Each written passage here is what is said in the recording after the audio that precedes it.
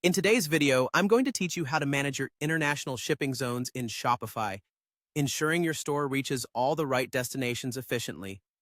Whether you're just getting started with international shipping or refining your existing setup, this guide will walk you through the process smoothly.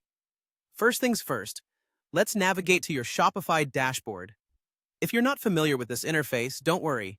It's designed to be intuitive and straightforward.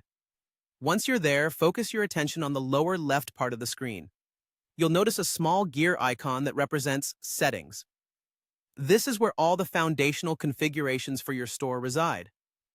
Go ahead and click on that gear icon to dive into the Settings menu.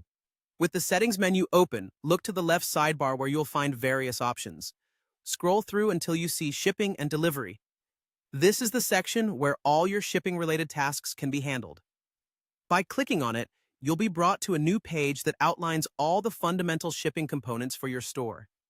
Once you're there, find the segment labeled General Shipping Rates. This is where we can fine-tune which regions and countries that you want to include in your international shipping zones. On the right side of this segment, there's an arrow button. Click on it to expand the details of your current shipping rates. In this expanded view, notice the three dots next to International. These three dots are a menu that leads to essential options for editing your shipping zones, so go ahead and click on them. This brings down a drop-down menu where you'll want to select Edit Zone. This option allows you to customize which countries and regions are part of your international shipping setup. Upon clicking Edit Zone, a list of countries and regions will appear. Here's where you can make your adjustments. It's straightforward. You can either add or remove countries simply by checking or unchecking the boxes next to their names. This action helps you streamline your shipping strategies to target or exclude specific markets based on your business goals or logistical considerations.